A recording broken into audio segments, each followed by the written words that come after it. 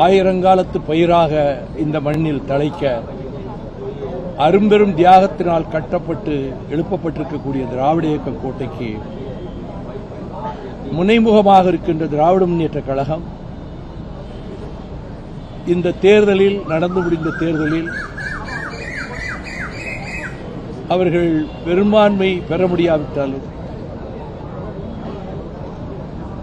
அதிக இடங்களிலே வெற்றி பெற்றிருந்தாலும்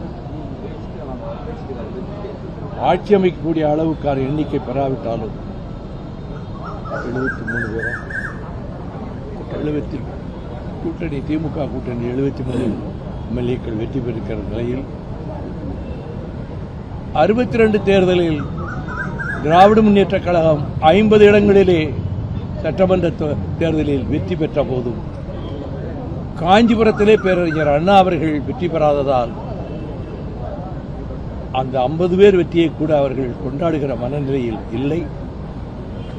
அதுபோன்ற ஒரு நிலைமைதான் இப்பொழுதும் திராவிட முன்னேற்றக் கழகத்தினுடைய தலைவர் அரும்பெரும் சாதனைகளை திட்டங்களாக அறிவித்து நிறைவேற்றி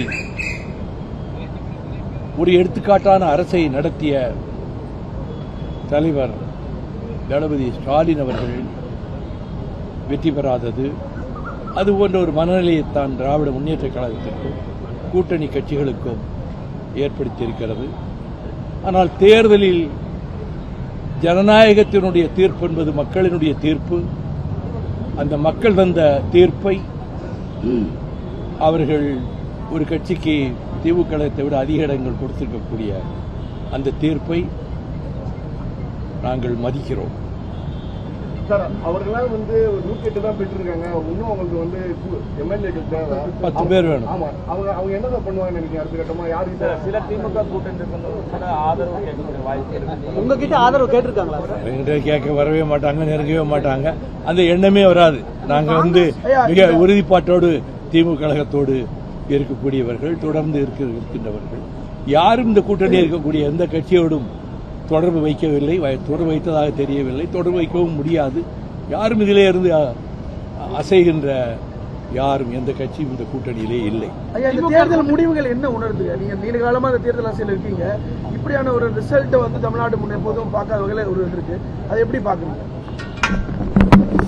மக்கள் தீர்ப்பு என்பது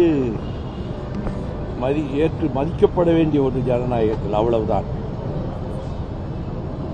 ஆனால் திராவிட முன்னேற்றக் கழகம் அரும்பெரும் சாதனைகளை ஆட்சி காலத்திலே நிகழ்த்தியிருக்கிறது. அவற்றை தொடர வேண்டிய கடமை ஒருவேளை அரசு அமைக்கின்ற கட்சிக்கு இருப்பதால் அவர்கள் தொடர்வார்களா என்பதும் தொடர வேண்டும் என்பதும் என்னுடைய கருத்தாகும். கூட்டணியில் இருக்கவங்க அவருக்கு ஒத்துழைப்பு தராத பட்சத்தில் அவர் அதிமுக அவர் ஆதரவு தான் நாடுவாரு. பத்திரிகையாளர்கள் நீங்கள் தான் 6 இடம் கணிச்சு தினம் ராத்திரியில் சர்ச்சைகள் நடத்தி விவாதங்கள் மேற்கொள்றீங்கல்ல, இந்த கருத்துக்கள் அங்கே பரிமாறப்படும். பெரிய கேட்ட கேள்வி இல்லை. கூட்டணியுடைய முக்கியமான மூதுகள் நீங்க இந்த கூட்டணியில் இருக்கக்கூடிய மற்ற கட்சிகள் பெரும்பான்மைக்கான ஆதரவு கொடுக்கக்கூடிய நிலைக்கு போகும்போது உங்கள் நிலைப்பாடு ஒரு காலம் இங்கே இருக்கக்கூடிய எந்த கட்சியும் அந்த முடிவுக்கு வராது. இந்த கூட்டணியில் யாரும் அதற்கான அசைவை கூட கொடுக்க மாட்டார்கள் என்பது என்னுடைய திடமான கருத்தாகும்.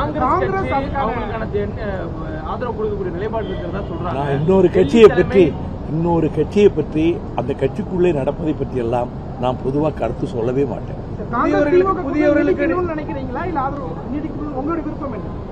இந்த கூட்டணி நீடிக்கும் என்பதுதான் என்னுடைய திடமான நம்பிக்கை. அதில் எந்த அசைவும் ஏற்படாது நம்புகிறேன். மற்றது காலப்போக்கில் காலம் தான் நிரூபிக்கும். எம்எல்ஏக்களாக இளைஞர்கள் நிறைய பேர் ஹவுஸ்குள்ள வர்றாங்க. புதியவர்கள் நீங்க சொல்ல ஒரு மூத்த அரசியல் ஜனநாயகத்தை மக்கள் தீர்ப்பை மதிக்கிறேன் என்கிற போதே அனைத்தும் அதிலே அடங்கிவிட்டது.